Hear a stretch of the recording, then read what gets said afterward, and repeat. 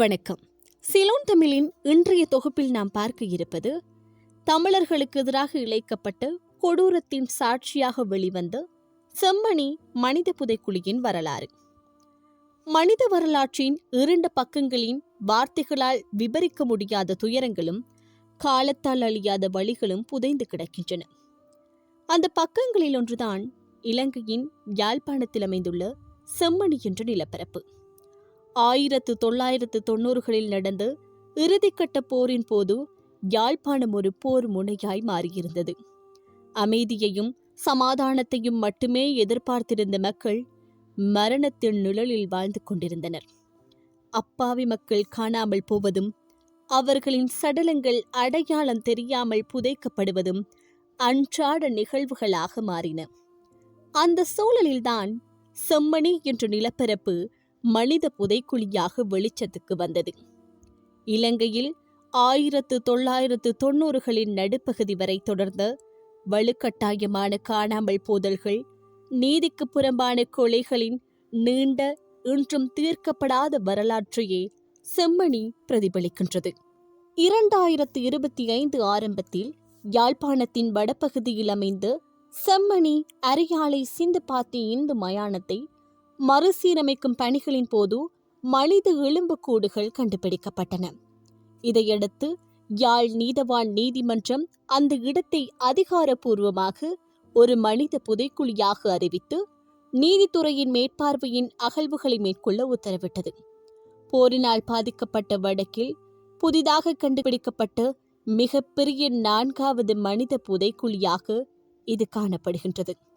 செம்மணி மனித புதைக்குழியிலிருந்து இதுவரையில் மீட்கப்பட்ட எலும்புக்கூடுகளின் எண்ணிக்கை 65ஆக உயர்வடைந்துள்ள நிலையில் 2ஆம் கட்ட அகழ்வு பணிகள் கடந்த 15 நாட்களாக தொடர்ச்சியாக இடம்பெற்று வந்த நிலையில் 10ஆம் திகதி வியாழக்கிழமை மதியத்துடன் அகழ்வு பணிகள் தற்காலிகமாக நிறுத்தப்பட்டு எதிர்வரும் 21ஆம் திகதி முதல் மீள அகழ்வு பணிகளை முன்னெடுக்க உத்தேசிக்கப்பட்டுள்ளது.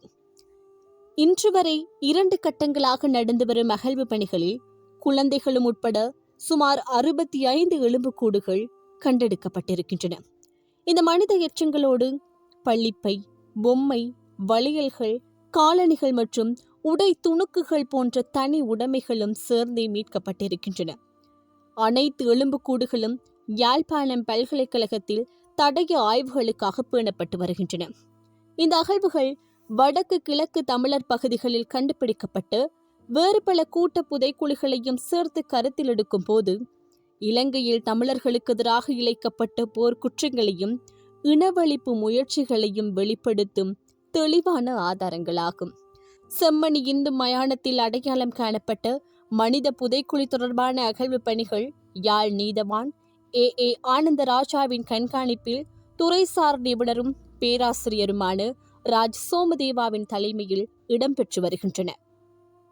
நீல நிறப்பை, காலணிகள் மற்றும் சிறு பிள்ளையினுடையது என சந்தேகிக்கப்படும் பல மனித எச்சங்களுடன் கண்டெடுக்கப்பட்ட 25ஆம் இலக்க மனித எலும்புக்கூடு குறித்த அறிக்கையை ஜூலை 15ஆம் தேதிக்கு முன்னதாக யாழ் நீதவான் நீதிமன்றத்தில் சமர்ப்பிக்குமாறு நீதவான் உத்தரவிட்டிருக்கின்றமையும் குறிப்பிடத்தக்கது. பொம்மையுடன் விளையாடிய குழந்தைகளை கூட குடும்பத்துடன் கொலை செய்துள்ளார்கள் என அகழ்வு பணியின் போது தெரிய வருவதுடன் மனதையும் உருக்கும் அதிர்ச்சி சம்பவமாக காணப்படுகின்றது. எங்களுக்கான நீதியை சர்வதேசம்தான் பெற்றுத்தர வேண்டும். மனித குலத்துடன் கூட்டு மனசாட்சியை தட்டி எழுப்பி போரற்ற உலகை உருவாக்கும் உத்வேகத்தை தர வேண்டும்.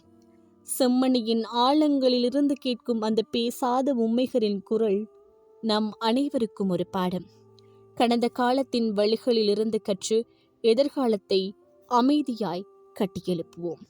எமது உறவுகளுக்கான நீதியை வேண்டி காத்து நிற்கும் தமிழினம் எப்போது உருவாகும்? நமக்கான விடியல் வரும் வரை காத்திருப்போம். நன்றி.